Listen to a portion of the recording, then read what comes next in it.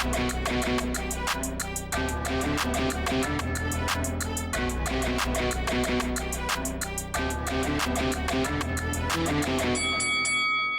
guys, welcome to Boxing Squad for boxing news and views from around the internet. This video, 3 post-fight reviews, one for the Justis Huni vs Jack Maris fight, then you had the debutant Nick Campbell facing Petr Frolich on a matchroom card, and then I'll end with Jack Mulowayi springing an upset over Apti Davtaev, who previously had been unbeaten. So some thoughts on that one too. That was a couple of days ago, just caught up with that, so I will bring you my thoughts on that too. But starting with Justis Huni, who remains unbeaten, takes his record to 3-0, beats Jack Maris, and this was really what I think many people would have expected. Just basically too good, too fast, too classy. Jack Maris, a bigger guy, had the height and the reach over Justis Huni. He attempted to keep it long, but it just was, not something he was able to sustain. He wasn't able to keep Justis Huni out. The body work early on, and this was a fight that was all over inside the first round, but Justis Huni was patient. He was waiting for Jack Maris to because you're getting these wild overhand rights, poor technique by Maris, clearly just, a tough guy who was sort of basically a lamb to the slaughter here. But Huni, who's the Australian heavyweight champion, he picked his shots, and especially ripping to the body, both hands, and you could tell that was really starting to take the stuffing out of Maris, whose response really was to just throw these wild overhand rights that Huni was able to see coming from a mile away. And eventually Justis Huni started to connect, not just downstairs, but he was finding the target upstairs. Very accurate, not a lot of wasted energy, not a lot of wasted shots. And you knew that this was going to come to a head. But the stoppage itself, Justis Huni started to just let his hands go, catching Jack Maris body and head. Just, a flurry of shots came in, had him up against the ropes, started to really sort of nail him with a couple of good ones. Maris sort of I want to say not dips, but he was on the ropes and sort of went to the side after taking a big right hand, and then the referee jumped in. And Maris, you could see he was livid with the referee, but ultimately, the referee probably did him a favor by waving it off. So Maris stopped on his feet in the first round. Justis Huni stays unbeaten, as we expected, I guess. And the what next is the interesting question, because this fight was more about activity. He needs to stay sort of ready, because if the Olympics do go ahead, he wants to challenge there at Tokyo. So yeah, Justis Huni, 3 pro fights so far. He's shown us that, he's got good speed, he's got good technique. His power is okay. I don't think it's probably world level power, but definitely not feather fisted. And he's going to be a problem if he keeps developing in the sort of arc that he's going in. But I like what I see so far. And I guess at the Olympics, if he goes there, he certainly is a medal prospect. In terms of the next fight, so Nick Campbell, the 6'7" Scottish former rugby player, not to be confused with rugby league. I think often people say, rugby players, but most say in the Southern Hemisphere, they're from rugby league rather than rugby. But anyway, that's by the by. So Nick Campbell was facing a out-and-out journeyman, Petr Frolich, a 2-30 journeyman. Yes, 30 losses on his record. And this kind of went, I think, as many people expected. And I was surprised actually that it made it to the second round, because Nick Campbell, he came out sort of fast and furious, very sort of Joe Joyce-esque in terms of just coming forward as the sort of juggernaut, letting his hands go, just throwing a lot of shots, a lot of volume, not necessarily everything sort of on the shots, but partway through the round, he really started to have more success to the body, ripping those body shots in, and he just continued that for the rest of the round. And you could see that that was visibly, really taking it out of Frolich. And, you could probably argue that he did well to get out of that first round, and it really didn't go too much into the second. So just kept coming forward.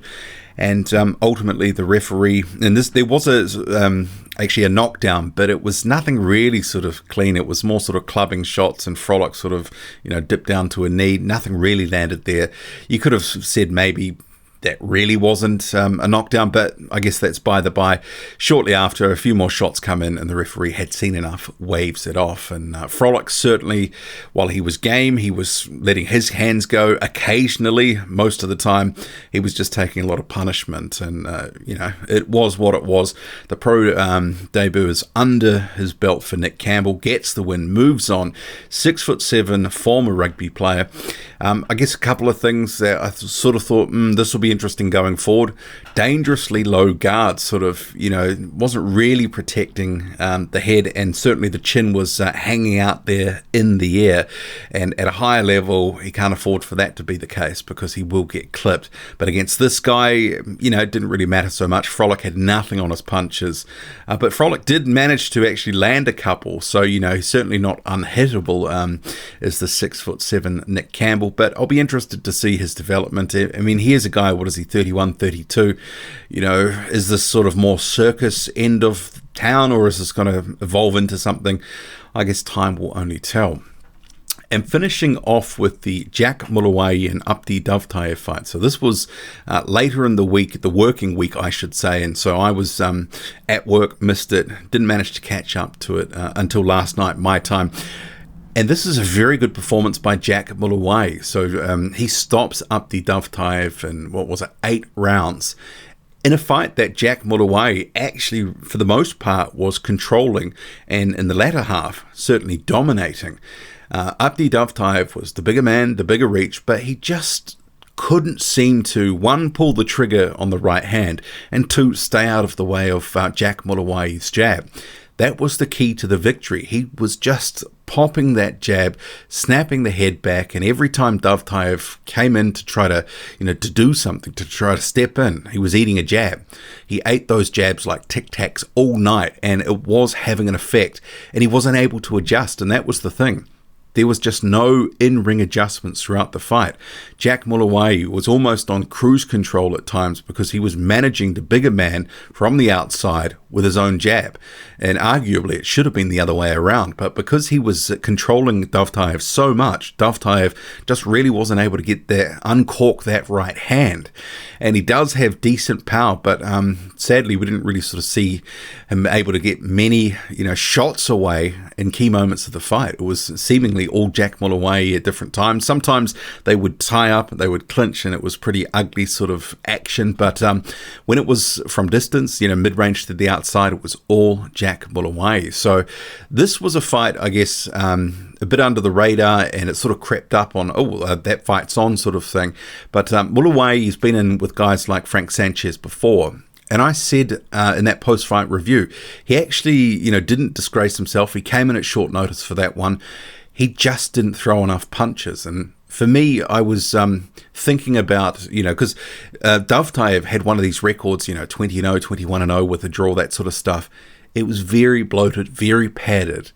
And for my 2021, if he had have remained unbeaten, he was going to be in my pretender or contender category because I didn't know how good he was. And I had seen that some news outlets have sort of portrayed this as a massive shock. I mean, it's an upset of sorts, but Jack Mulowayi is maybe fringe European, sort of, he's Belgian, sort of domestic level, somewhere on the cusp of, at European, but maybe not quite. So we know where his level is at. We've seen him in fights where he's shown us what he can do. Davtaev, not so much because of his poor opposition for the most part. So I wasn't necessarily shocked that Mulowayi could pull this off because he's shown he can do something at a certain level.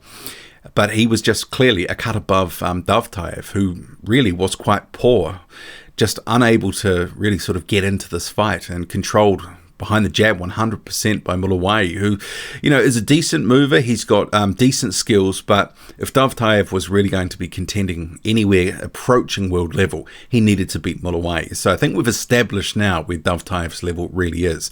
And one of the things that sort of heading into this fight that people have been saying forever is that low lead hand from Davtaev just, it produced this target that Mulaway was able to sort of connect with right hands right throughout the fight. And it's one of those things he's just never been able to fix. But behind the jab, the right hands, he just got ground down, and ultimately Mulaway, through the weight of his effort, just, in that 8th round, really poured it on, was able to get him out of there. So, yeah, good win for Jack Mulowayi. What do you make of it all? Justis Huni beats Jack Maris in a round. Nick Campbell beats Petr Frolich in 2. And Jack Mulowayi springs what many people see as an upset. Some people have called it a massive upset against Apti Davtaev. Drop a comment loud and often. Hit like, hit subscribe. Follow me on Twitter, boxing_squared. I'm out.